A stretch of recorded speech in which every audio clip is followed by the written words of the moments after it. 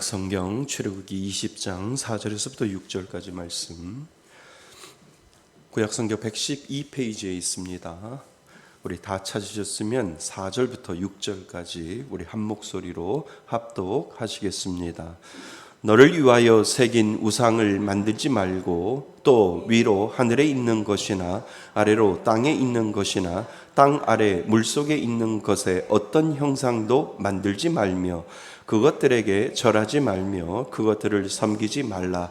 나 내 하나님 여호와는 질투하는 하나님이신즉 나를 미워하는 자의 죄를 갚되 아버지로부터 아들에게 3대 4대까지 이르러 거하니와 나를 사랑하고 내 계명을 지키는 자에게는 천대까지 은혜를 베푸느니라. 아멘. 우리는 하이델베르그 요리문답 77번째 우리는 가고 있습니다. 네? 네, 77번째 우린 가고 있습니다. 우리 말씀의 제목 같이 읽어볼까요? 원하시는 것과 금하시는 것. 시작. 원하시는 것과 금하시는 것. 계속해서요. 하이델베르그 요리문답도 변함없이 십계명을 다루고 있습니다. 사도신경 다루고 그다음에 주기도문 다루고 그다음에 십계명을 다루죠. 하이델베르그 요리문답만 다루는 것이 아니라 칼빈의 기독교 강요에서도 다뤘고요.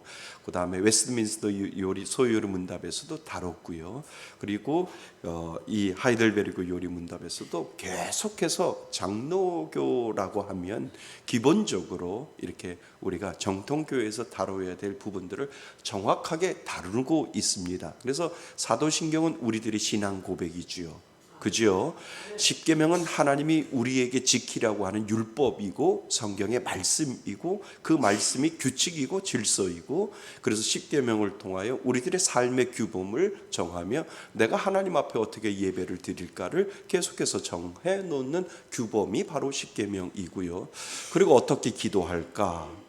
정말 하나님이 예수님이 우리들에게 가르쳐 주신 주기도문을 통해서 기도의 샘플은 이거구나, 이렇게 신앙의 고백의 샘플은 이거구나, 그리고 삶의 규범의 모습들은 이 십계명을 통해서 이루어지는구나 라고 해서 정통교회, 이단이 아닌 정통교회에서는 주기도문을 생략해도 안 되고 사도신경을 업신여겨도 안 되고 그리고 십계명을 우리가 지켜야 되는 이유가 바로 거기에 있다는 겁니다.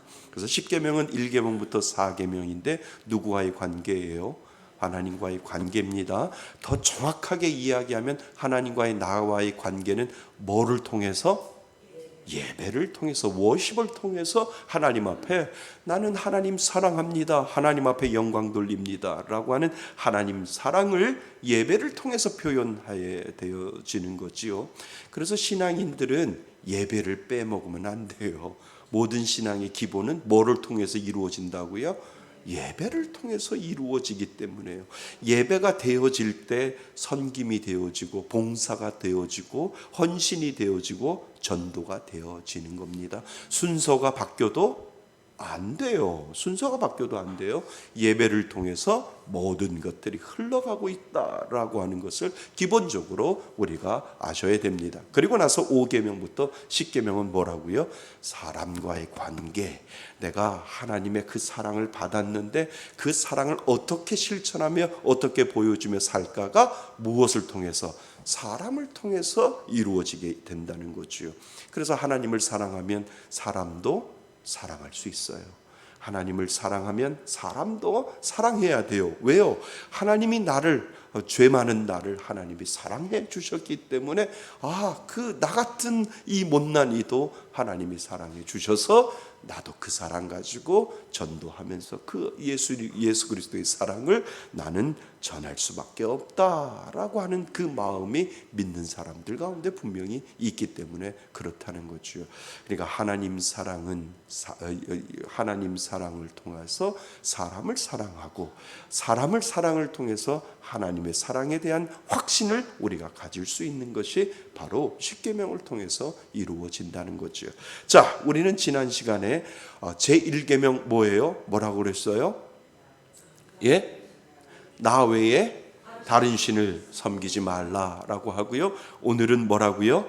우상을 만들지 말라라고 하는 그 계명을 다시 한번 우리는 생각해 보셔야 됩니다.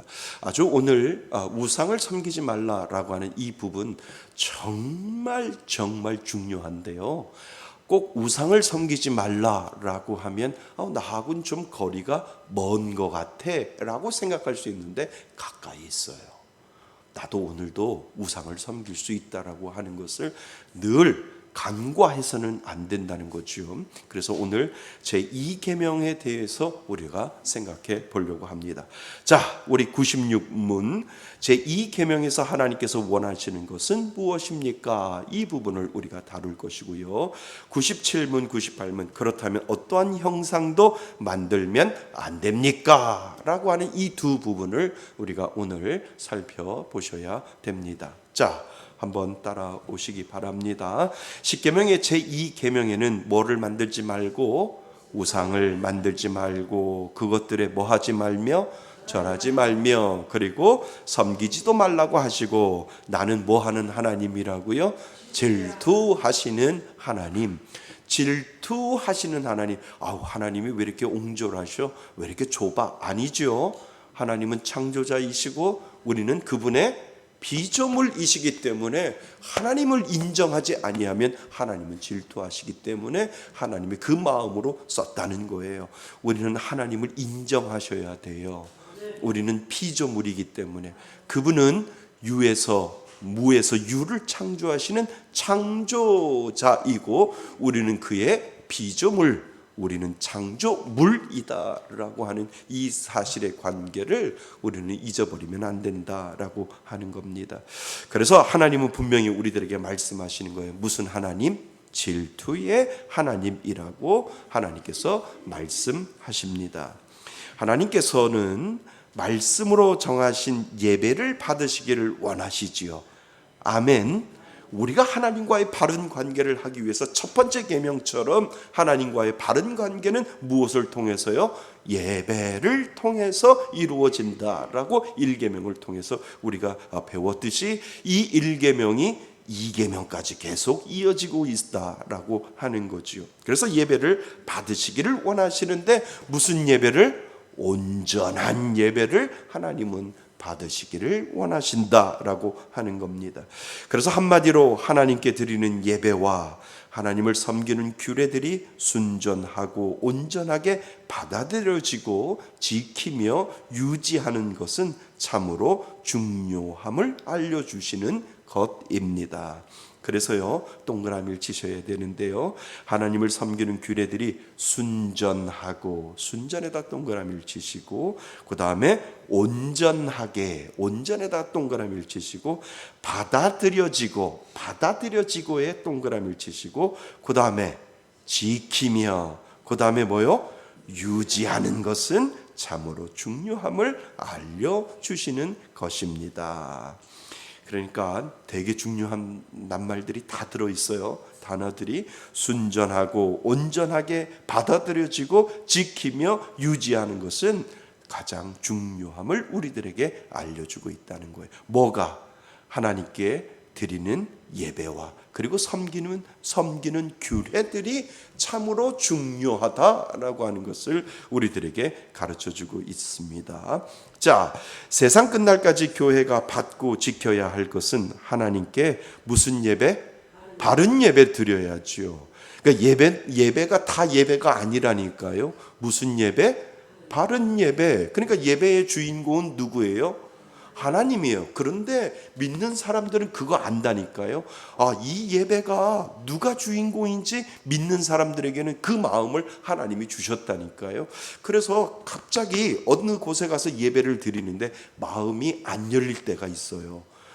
안 열릴 때가 있다니까요. 그건 뭔지 아세요? 가만히 보시면 주인이 하나님이, 대상이 하나님이 아니라 대상이 인간일 수 있다는 거예요. 사람을 기쁘게 하는 예배가 올려질 수 있다는 거예요. 예배가 올려지지 않지요. 사람을 기쁘게 하면. 누구를 기쁘게 해드려야 돼요? 하나님을 기쁘게 해드려요. 그래서 교회를 가서 어떤 교회를 방문하거나 어느 교회 가서 예배를 드릴 때 중심이 하나님이신지를 바로 보셔야 돼요. 아, 이 예배가 올려질 때 하나님이 기뻐 받으시겠구나, 아니면 사람이 기뻐 받겠구나, 사람이 위로받겠구나가 아니라 하나님이 기뻐 받으시는 예배가 올려질 때 그것이 참 예배라고 우리는 이야기하거든요. 그런데 하나님은 그 마음을 누구에게 주시는 줄 아세요? 믿는 자에게 주셨다는 거예요. 교회는 큰데 예배를 드리니까 이상하게 마음에 부대낌이 와. 누가 주인이지? 하나님은 빠진 것 같아. 하나님은 빠지고 사람이 주인인 것 같아 라고 하는 그러한 마음이 들 때, 이건 바른 예배가 아니구나 라고 하는 것을 판단할 수 있는 지혜의 능력을 누가 주셨어요? 믿는 자에게 하나님이 분명히 주셨다라고 하는 거예요. 그거는 인원과 관계가 없어요. 그거는 교회 크기와 사이즈와 관계가 없어요. 한 명이 모여도 그 가운데 하나님이 온전히 예배 받으시는 그 예배가 진짜 예배다라고 하는 거예요. 그러한 예배를 찾으셔야 돼요. 그런 예배를 보면서 이야, 이거 진짜 예배구나, 하나님이 받으시기에 충분하겠구나. 10,000명이 모여도 하나님이 받지 않는 교회 예배가 될 수도 있고요, 한 명이 진실하게 예배를 드릴 때 그 예배를 하나님이 받을 수도 있다라고 하는 거예요. 그러니까 사이즈와 관계가 없고요, 인원의 관계가 없어요. 우리는 바른 예배를 하나님 앞에 드려야 됩니다. 그래서 예배 드릴 때 정결하게 예배 드리는 거예요. 지저분하게 예배 드리는 것이 아니고, 사람이 드러날 것 같으면 드러나지 못하도록 막는 훈련도 해야 되고, 그리고 제거하는 훈련도 해야 되고, 온전히 이 예배가 시작부터 해가지고 마지막 축도 끝날 때까지 온전히 하나님 앞에 올려드리는 그 예배를 드릴 때 하나님이 평가하신다는 거예요. 이야, 너희들이 한 마음이 되어서 아주 정결하고 아주 깨끗하고 아주 순결하게 나에게 예배를 드렸구나 라고 하나님께서 인정하신다라고 하는 거예요. 우리 교회가 그러한 예배 올려드릴 수 있기를 바랍니다. 그래서 정결하게 그리고 바르게 하나님이 받으시는 그 예배를 하나님 오늘도 기다리고 계신다라고 하는 겁니다. 하나님의 말씀을 순전하게 선포하고, 그리고 바른 예배를 드리고 하나님의 말씀을 순전하게 선포하고, 그리고 뭐요? 성례를 바르게 뭐하며? 거행하며. 정통교회는, 이단이 아닌 교회는 세례와 성찬이 있어요, 없어요? 있어요. 이것이 교회의 표징이라는 거예요. 정통교회, 바른 교회의 표징이 성례가 있어야 된다라고 제가 말씀을 드렸잖아요. 그래서 교회가 이상하면 거기는 성찬식이 있어? 거기는 세례식이 있어? 꼭 물어보셔야 된다는 거예요. 그래서 성례를 바르게 거행하며, 그 다음에 뭐를? 권징이 뭐예요? 아닌 건 아니다라고 이야기를 하고, 그리고 맞은 건 맞다라고 이야기를 해서 아닐 때는 성찬식 참여할 수 없습니다. 그리고 숙련의 기간 가지셔야 됩니다. 이러한 권고가 교회에서 되어져야 된다는 거예요. 혹시나 떠날까 봐 여기만 교회인가? 라고 한다면 교회의 순수성은 하나님은 교회의 순수성을 지키기를 원한다라고 하는 거예요. 그래서 이렇게 해서 권징해도 듣지 아니하고 여기만 교회인가? 다른 교회 가지. 2사람 가면 하나님 몇 사람 보내주시는 줄 아세요? 4사람 보내주세요. 왜요? 이거는 권징이잖아요. 하나님께서 말씀한 아닌 건 아니라고 이야기하고, 잘못된 건 잘못됐다고 이야기하고, 하나님 교회의 순수성을 지키기 위하여, 교회에 정말 하나님 기뻐 받으시는 귀한 순수성을 지키기 위하여 제가 이런 권징을 했습니다라고 하나님 앞에 정말 부끄러움 없는 권징을 할 때, 하나님은 그 교회를 내가 지켜가는 것이 아니라 누가 지켜가는 거예요? 하나님이 지켜간다라고 하나님이 말씀하신다는 거예요. 그래서 하나님은 더 좋은 사람 보내주시고, 더 좋은 하나님의 귀한 믿음의 사람들을 보내주셔서 누구의 교회를? 하나님의 교회를 당신이 스스로 지켜가신다라고 하는 거예요. 아멘. 우리는 그 믿음으로 교회를 이끌어 가는 거지요. 그래서 권증을 신실히 시행하고 하나님의 계명을 지키는 거룩한 삶을 추구하는 것입니다. 그것이 살아계신 하나님의 집이요 진리의 터와 기둥인 교회의 터전입니다. 터가 흔들리고 무너지면 교회가 무엇을 할 수 있겠습니까? 할 수 없다는 거예요. 그러니까 교회가 가지고 있는 그 기둥의 털을 제대로 닦지 아니하면 세상의 모임보다도 못하는 게 뭐예요? 교회예요. 세상의 공동체보다도 못하는 게 교회예요. 세상의 모든 집단보다도 못하는 게 교회다라고 하는 거예요. 교회는 신실하게 누가 드러나야 됩니까? 하나님이 드러나야 돼요. 그리고 누가 영광 받으셔야 됩니까? 하나님의 영광 받으셔야 그것이 진정한 교회고, 그 영광 받으시는 하나님을 통해서 하나님으로부터 능력이 이 땅에 내리게 된다는 거예요. 하나님으로부터 하나님의 은혜가 이 땅에 내리게 된다라고 하는 것을 우리는 잊지 마셔야 됩니다. 자, 하나님은 영이시기 때문에 육신의 눈으로 볼 수 있어요? 없습니다. 여기서부터 아주 중요해요. 하나님은 보여요? 안 보여요? 이거 하나 때문에 모든 것들이 틀어질 수 있다는 거예요. 하나님은 영이시니 예배하는 자가 영과 신령과 진리로 예배할지니라. 하나님은 영이에요. 영은 보여요? 안 보여요? 근데 느낄 수 있어요? 없어요? 있어요. 느낄 수는 있어요. 하나님이 내 마음속에 계시고 성령님이 내 안에 있어서 그 감동하심으로 내 마음속에 계시는 것을 우리는 느낄 수 있는데, 그 영이신 하나님은 우리 두 눈으로 보이지 않는다는 거예요. 보이는 순간부터 문제가 생겨요. 근데 이 한 문장 때문에 많은 사람들이 우상에 빠질 수 있다는 거예요. 자, 하나하나 살펴보셔야 됩니다. 하나님은 영이시기 때문에 육신의 눈으로 볼 수 없습니다. 하나님께서 자신을 그의 말씀에서 계시하신 그대로 하나님으로 알고, 하나님께서 그 말씀으로 정하신 방법대로 우리가 하나님께 예배하고, 그의 뭐를 따라? 말씀을 따라 그분을 섬겨야 합니다. 그러나 우리는 어떤 형상을 사용하고 어떤 다른 방법들을 고안하여 예배에 사용하려는 미혹을 받기 쉽습니다. 무슨 말씀인 줄 아세요?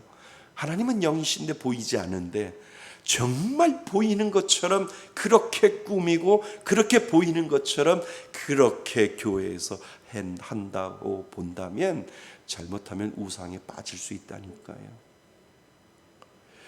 교회 여기 강단이 우상으로 빠질 수 있는 가장 그 쉬운 장소 중에 하나다라고 하는 거예요. 자꾸 하나님이 안 보이는데 하나님이 보이는 것처럼 이 강단을 거룩하게 꾸미다 보면 뭐가 될 수 있어요? 어느 순간에 우상이 될 수 있다는 거예요. 보이지는 않은 하나님이 보이는 것처럼 휘황찬란한 여기 금빛과 크리스탈과 여기에 많은 것들을 올려놓고, 정말 보이지는 않은 하나님이 보이는 것처럼 온갖 색깔을 올려놓고 온갖 것들을 치장하다 보면, 하나님이 보이는 것처럼 그렇게 하다 보면 뭐에 빠질 수 있어요? 우상에 빠질 수 있다는 거예요. 우상. 강단도 화려하면 안 돼요.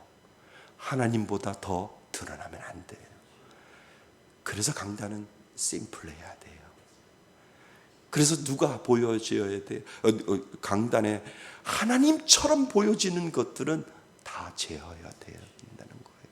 그냥 순수하게 십자가 그 보혈을 내가 믿으며 하나님 내 마음 가운데 나를 위해서 십자가의 그 사랑을 주셨던 그 은혜를 가지고, 하나님 나는 오늘도 하나님 앞에 예배합니다, 그것만 보여야 되는데, 그 외에 수많은 색깔들과 수많은 빛나는 것들과 그것이 때로는 하나님을 바라보지 못하게 되는 우상이 될 수 있다라고 하는 것을. 그래서 이렇게 교회 강단 위에 뭐 이렇게 올려놓는 거 저 싫어해요. 꽃도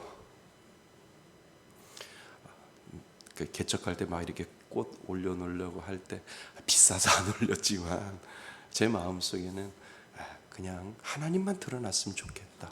화려한 것보다 정결하고 심플하고 단순하면서도 하나님이 이 강단 위에 하나님이 보여주면 더 좋겠다라고 하는 그 휘황찬란하게 꾸미고 그런 것보다는 단순하면서 내 마음 가운데 깊숙이 하나님이 느끼면 참 좋겠다라고 하는 이 원칙이 개척할 때부터 제 마음속에 있었습니다.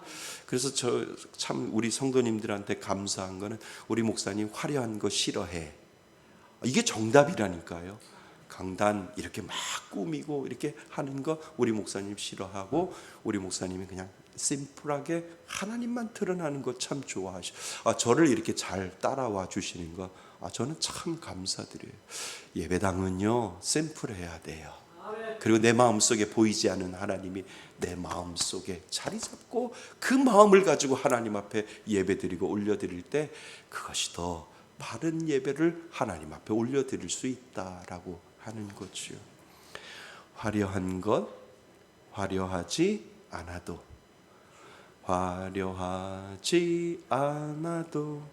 정결하게 사는 그러한 삶을 우리가 살 수 있도록 하나님께서 만들어 놓으셨다라고 하는 겁니다. 자, 그래서 어디죠?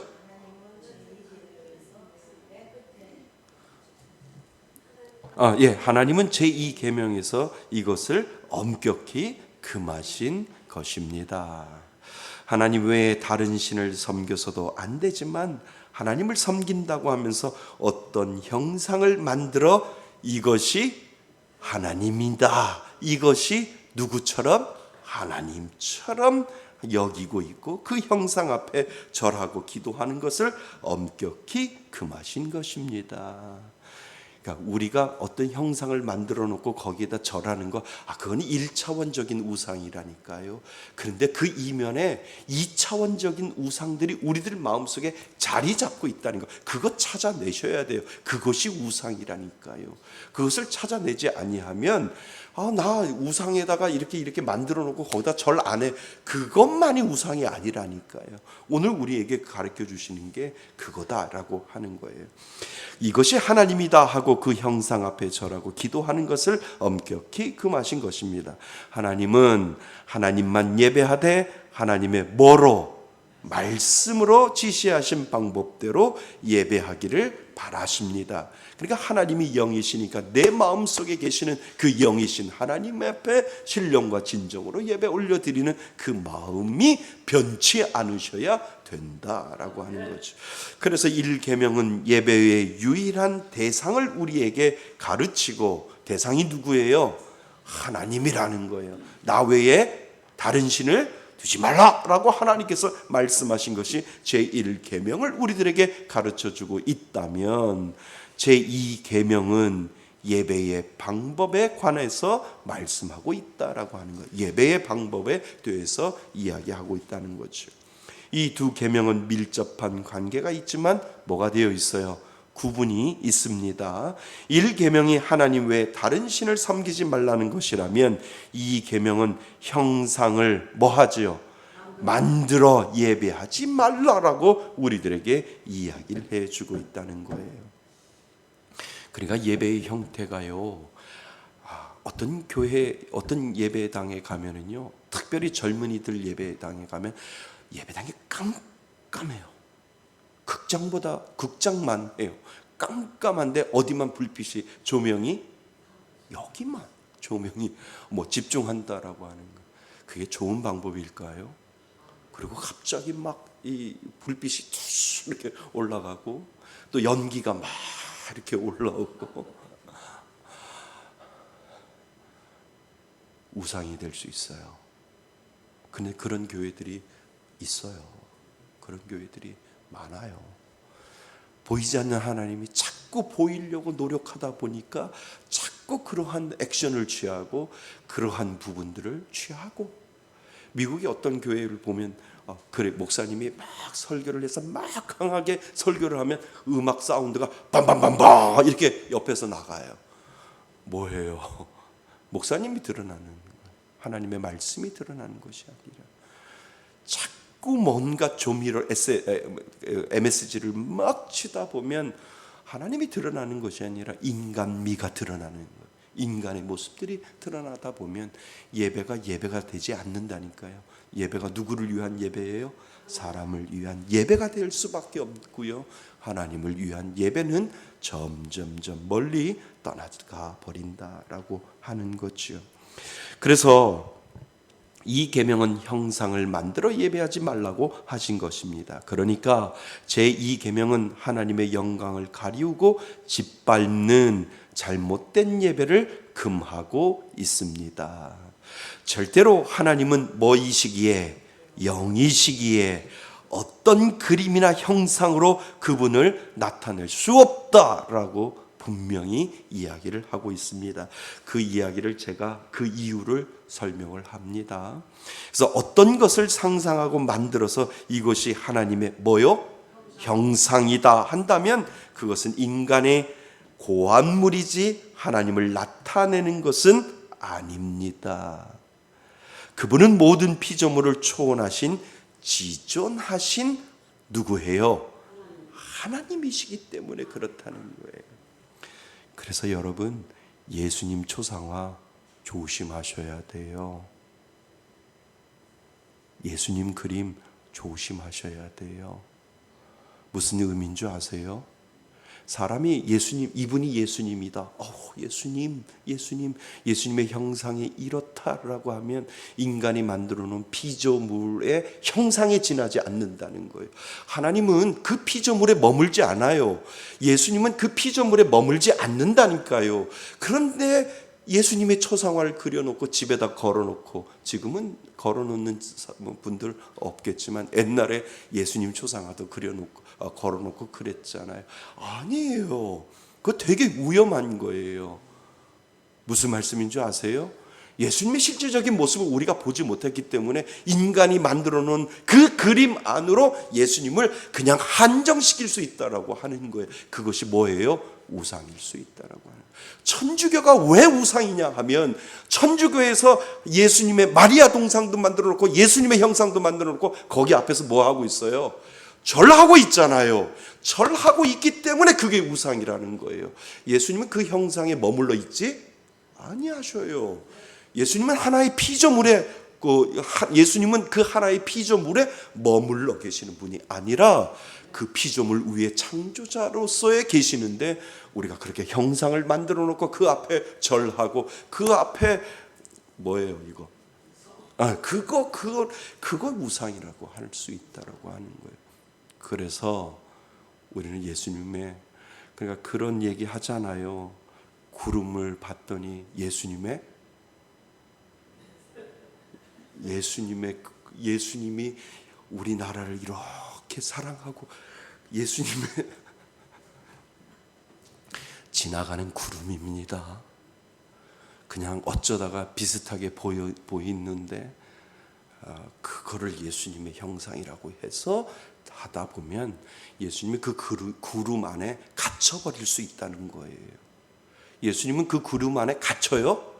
안 갇혀요. 예수님은 그 구름을 만드신 하나님이시라니까요. 그 하나님이 그 안에 갇혀버리는 피조물이 아니라 그 위에 계시는 분이기 때문에 잘못하다 보면 그것이 우상이 될 수 있다라고 하는 겁니다. 예수님은 하나님이시고, 하나님은 예수님이시고 창조자이십니다. 창조자는 피조물이 아니에요. 그 모든 것들을 주관하고 계시는 것이기 때문에 우리가 생각하는 그 무한대의 하나님, 그 무한대의 예수님을 우리는 분명히 인정하셔야 됩니다. 어떤 형상을 만드는 그 순간부터 우상이 될 수 있다라고 하는 것을 우리들에게 가르쳐주고 있습니다. 자, 그래서 우리는 조심할 것이 있습니다. 예수님의 형상의 그림이나 그런 모습들에 너무 민감하게 반응하지 말아야 합니다. 예를 들어 하늘을 쳐다보니 예수님이 나타났다고 하는 구름 사진이나 집안의 예수 사진을 액자에 걸어놓고 예수님이라고 하는 것은 인간이 만든 하나님의 형상을 제한하는 일이 될 수 있기 때문입니다. 이제 이해되셨죠?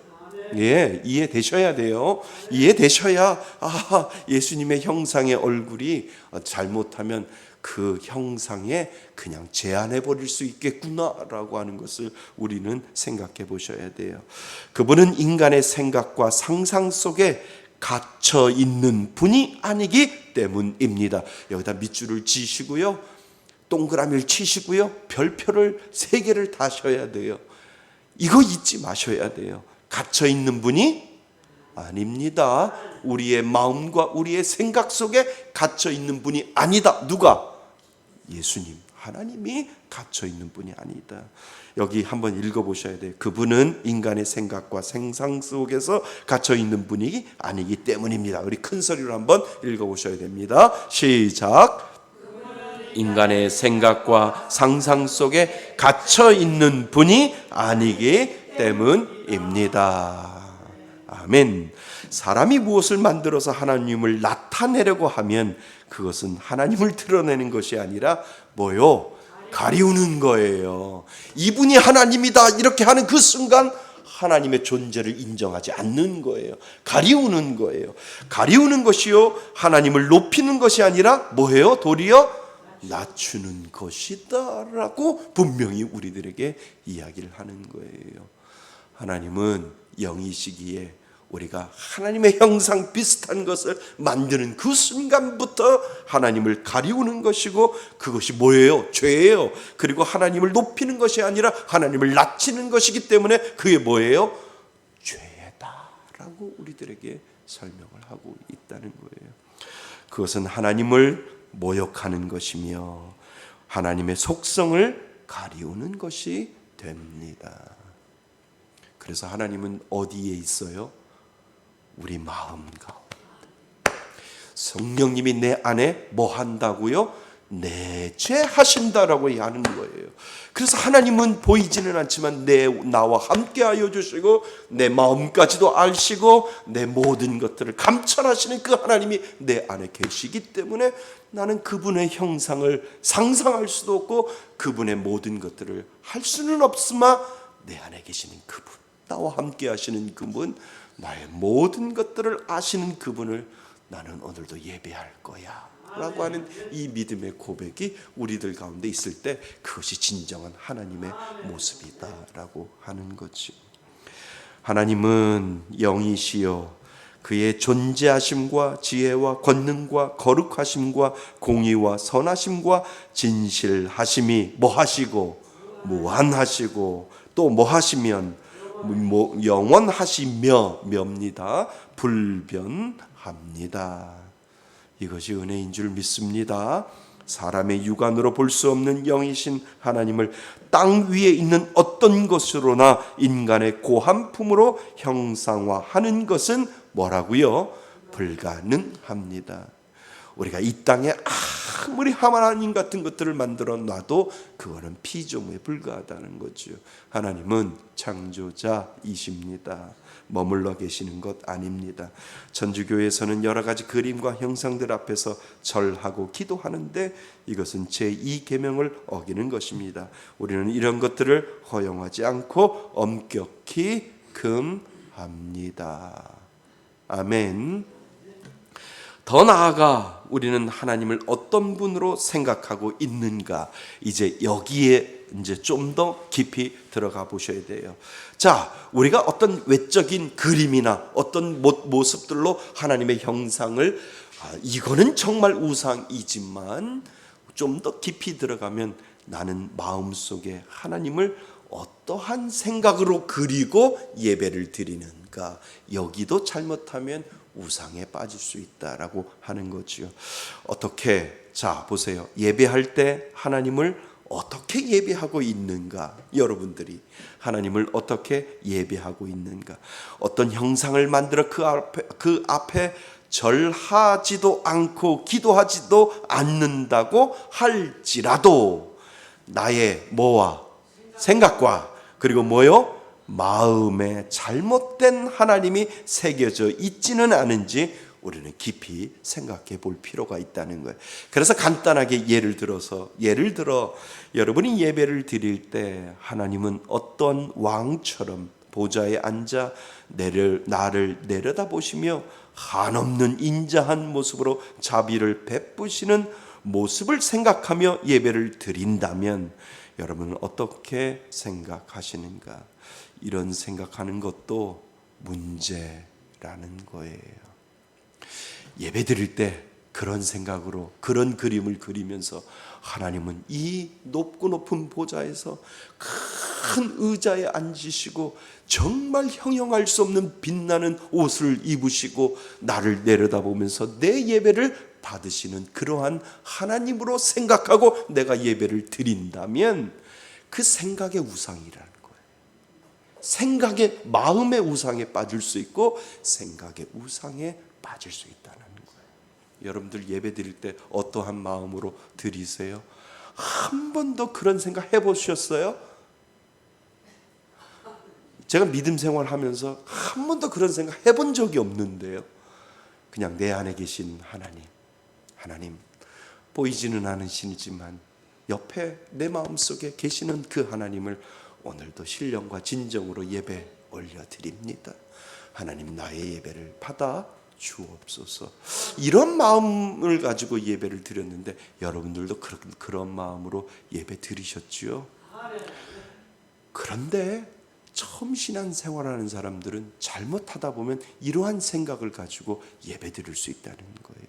그러니까 보이지 않는 하나님이지만 내가 예배의 자리로 나오는데 높고 높은 하나님이 나를 바라보시면서 잘 왔다라고 하나님이 그러한 모습으로 예배당에 오면 그러한 느낌을 받는다는 거예요. 그리고 그것을 상상한다는 거예요. 잘못하면 우상에 빠질 수 있다는 거예요. 내 안에 계신 그 하나님을 오늘도 높여드립니다. 그 마음이면 족하다라고 하는 거예요. 그 마음으로 예배 드리시겠죠? 네, 이 예는 정말 초신자들에게 필요할 겁니다. 그래서 조심하셔야 돼요. 한없는 인자한 모습으로 자비를 베푸시는 모습을 생각하며 예배를 드린다면 이것도 문제입니다. 어떤 형태로든 하나님을 형상으로 표현하지 않는 것이고 하나님이 그 말씀에서 명하지 아니한 다른 방법으로 예배하지 않는 것입니다. 하나님은 어떤 형태로든 형상으로 표현될 수 없고, 아멘. 형상으로 표현될 수 없어요. 형상으로 표현되는 그 순간부터 우상이라니까요. 그리고 뭐 해서도 안 돼요. 표현해서도 안 됩니다. 실제로도 그렇고 내 생각으로도 그렇게 생각하면 안 됩니다. 손으로 만든 형상뿐만 아니라 우리가 마음으로 하나님은 이런 하나님일 것이다 하고 하나님을 잘못되게 생각할 수 있는 것을 간과해서는 안 됩니다. 하나님을 이런 하나님으로 알고 예배하고 기도하면 그것도 제2계명을 어기는 뭐가 된다고요? 죄가 됩니다. 그러니까 늘 우리들 마음속에 보이지 않는 영이신 하나님, 나는 하나님을 예배합니다. 신령과 진정으로 예배드립니다. 영과 진리로 예배드립니다. 이 믿음의 고백이 우리들의 다다라고 하는 거예요. 이 믿음의 고백이 있으세요? 이 믿음의 고백으로 우리가 예배를 드려야 다른 것으로 예배 드리면 잘못된 것이다 라고 하는 거예요. 그래서 예수님 하나님은 형상에 얽매이지 않습니다. 보이는 형상. 그러니까 제일 출애굽기에 보면서 금송아지 형상. 야, 내가 정말 창피해서 내가 못 살겠다라고 하나님 그렇게 말씀하신. 내가 저 하찮은 저 금송아지에 내가 머물러 있는 하나님이냐라고 하나님께서 그렇게 속상해 하시는 거예요. 그 속상한 마음이 십계명 돌판을 뭐예요? 깨버리신 거예요. 깨버리신 거예요. 야, 너네들 정말 해도 너무한 거 아니냐? 내가 저렇게 금송아지에 머물러 있는 하나님이냐? 너희들이 이것을 하나님이라고 삥삥 돌면서 너희들이 춤추고 난리벌썩을 쳐도 나는 그 하나님이 아니라니까 라고 하면서 하나님이 모세에게 당신의 심정을 던져버린 거예요. 십계명을 던져버려서 내가 다시 시작할 거다라고 하나님께서 모세를 통해서 그렇게 말씀하신다는 거죠. 하나님은 어디에도 얽매이지 않습니다. 하나님은 영원한 우리의 창조자이신 줄 믿습니다.